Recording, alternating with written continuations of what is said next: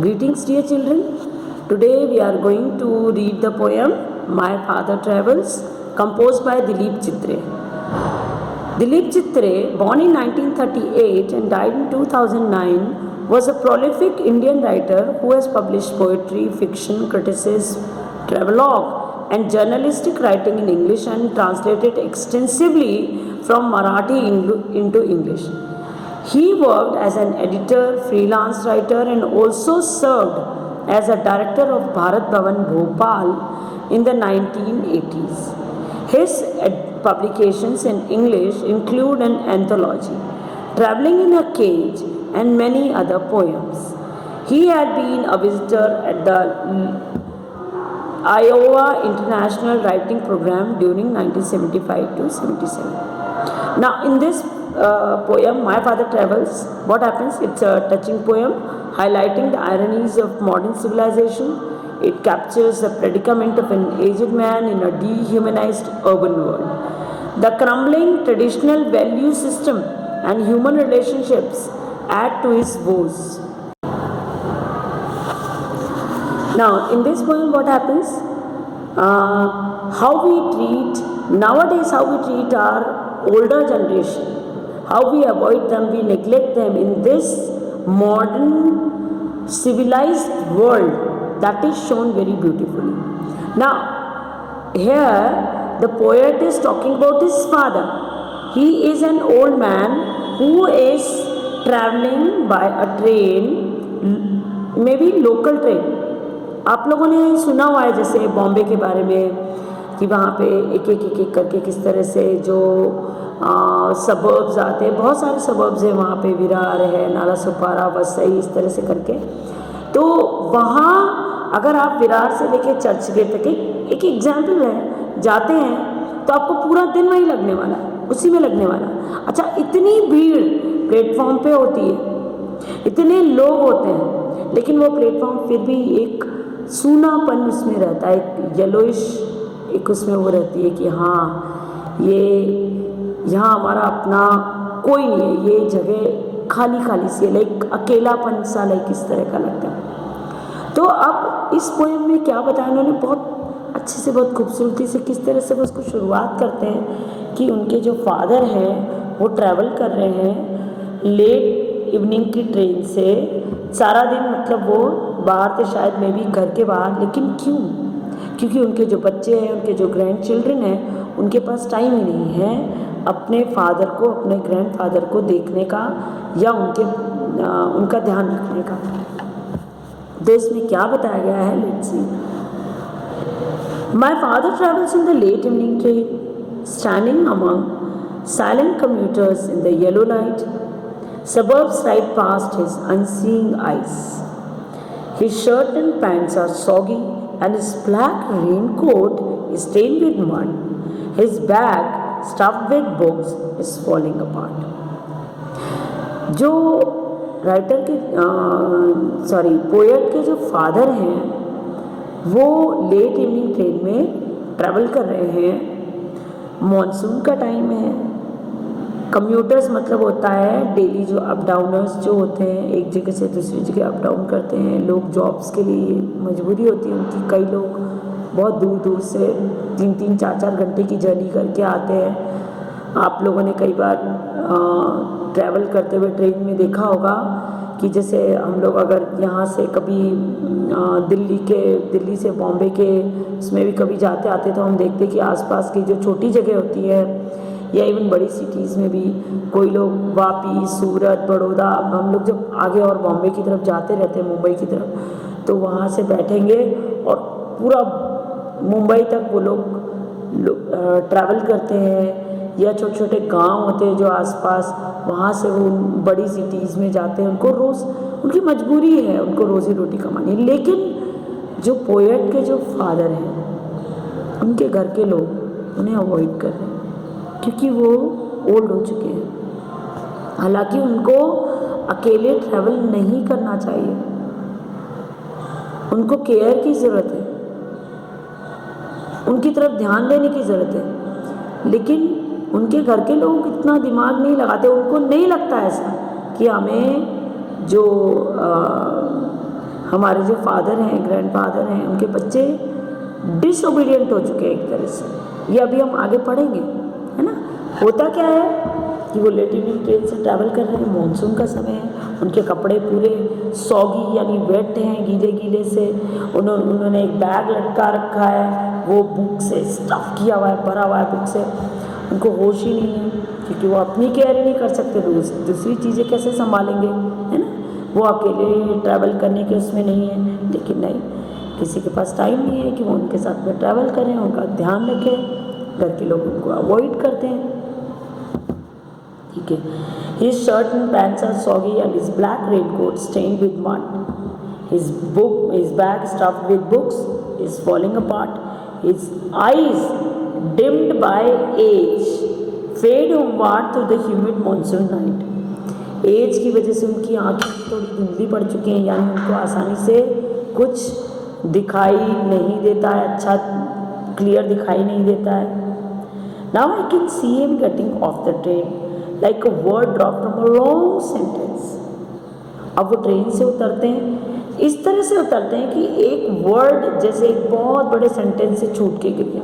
यानी इतनी बड़ी भीड़ है, इतने लोगों की भीड़ है, उसमें से अगर एक पोएट के फादर ट्रेन में से उतर जाते तो किसी को कोई फर्क पड़ने वाला नहीं, पड़ता ही नहीं। इनफैक्ट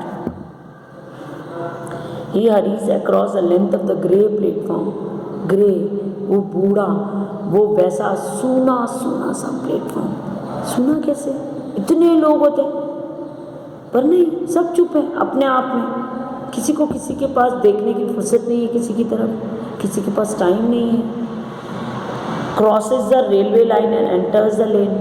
वो जल्दी जल्दी प्लेटफॉर्म से उतर के अपनी प्लेटफॉर्म से अपने घर की गली में मुड़ते हैं, और मतलब रेलवे लाइन क्रॉस करके, क्योंकि उनको घर पहुंचने की जल्दी है। वो दिन भर से अपने बच्चों से, अपने घर के लोगों से मिले नहीं हैं, तो अपनी फैमिली से मिलना चाहते हैं। अच्छा, यहाँ पे एक चीज़ और अपन ने पढ़ी, जो प्लेटफॉर्म है उसके बारे में बताया गया है कि वो वहाँ पे येलो लाइट है ना, standing among silent commuters in the yellow light. ये सब एक सूनेपन का, कहीं ना कहीं अकेलेपन का, अवॉइड होने का सिंबल है। His chappals are sticky with mud but here he is home.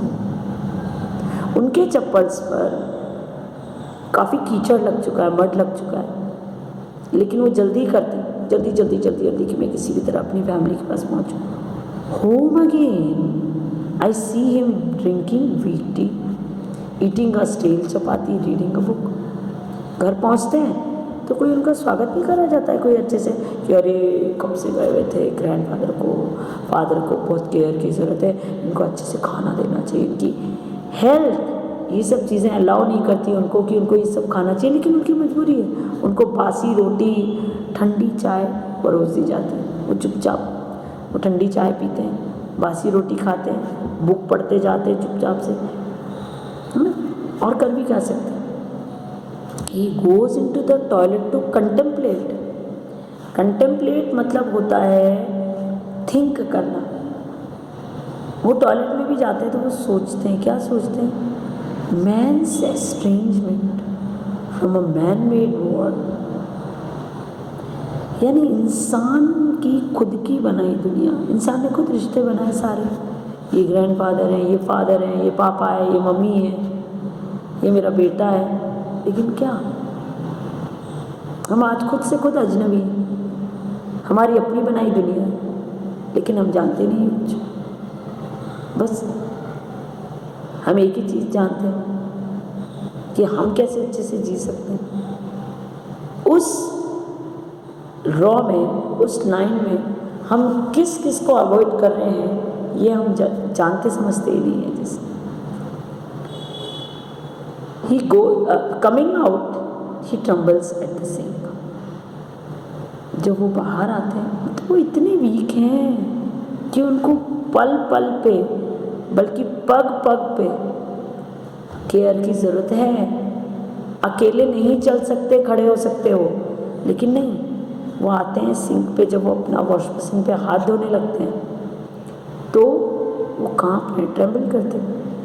The cold water running over his brown hands, वो ठंडा पानी उसकी कुछ बूंदें उनके ब्राउन, उनके उन बुढ़ाते हाथों पर गिर जाता है।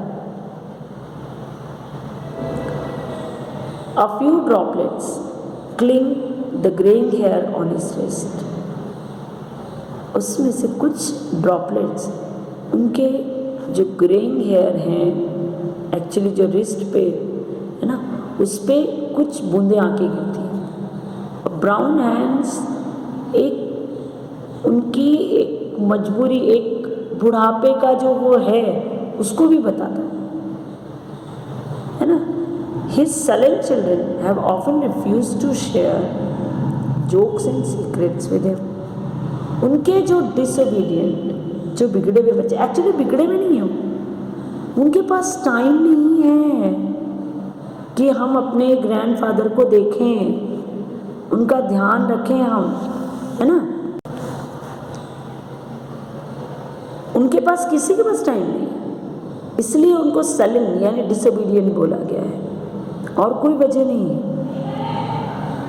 Listening to the static on the, he will now go to sleep listening to the static on the radio, dreaming of his ancestors and grandchildren, thinking of nomads entering a subcontinent through a narrow pass.